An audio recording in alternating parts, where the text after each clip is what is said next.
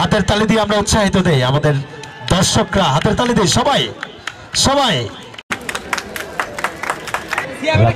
আজকে এখানে রতনপুর স্পোর্টিং ক্লাবের উদ্যোগে যে মাদক বিরোধী টুর্নামেন্ট আজকে আমি 1 মাস আগে উদ্বোধন করে দিয়ে গেছিলাম, আজকে তার সমাপ্তি। আজকে ফাইনাল খেলার মধ্য দিয়ে এটা সমাপ্তি ঘটবে। আমাদের মূল লক্ষ্যটা আসলে ছিল যে সারা বাংলাদেশেই এই ফুটবল আমাদের জাতীয় খেলা, প্রাণের খেলা। এদেশে আমরা একটা সময় দেখেছি যে গ্রাম গঞ্জে শহরে সব জায়গায় ব্যাপকভাবে খেলাধুলার এই প্রচলনটা ছিল, কিন্তু বিগত বেশ কিছু বছর ধরেই আমাদের এটা মোটামুটি এখন বিলুপ্তের পথে, এবং আমাদের যুব সমাজ এই জন্য মারাত্মকভাবে আমরা আসলে ধ্বংসের দিকে চলে গেছি। মাঠ ছেড়ে আমরা মাদকের দিকে, মোবাইলের দিকে আমরা আকৃষ্ট হয়ে গেছি।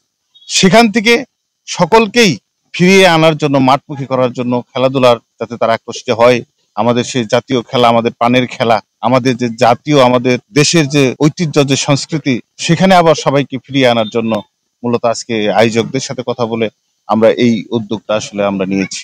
আমরা এই 1 মাসে আমাদের এখানে একটা সুশৃঙ্খল ভাবে ইনশাল্লাহ আজকে খেলাটা শেষ হচ্ছে। আজকে এই খেলার মধ্য দিয়ে সেরকম কোনো কিছুই সমস্যা হয় নাই আশা করব, এবং প্রত্যেকের কাছে আমাদের দাবি থাকবে যে খেলাটা যে বিলুপ্তির পথে চলে গেছে সেটাকে আবার ফিরিয়ে আনার জন্য সকলের জায়গা থেকে আমরা যদি এটা চেষ্টা করি, তাহলে ইনশাল্লাহ শৃঙ্খলার সাথে আমরা এই অনুষ্ঠানগুলো করতে পারবো। এবং পাশাপাশি আমাদের যুব সমাজ মাদক ছেড়ে, মোবাইল ছেড়ে মাঠমুখী হবে, একটা সুস্থ মানসিক বিকাশ ঘটবে, এবং তারা তার নিজের জন্য, পরিবারের জন্য এবং রাষ্ট্র নিয়ে তারা একটা ভালো চিন্তা করতে পারবে।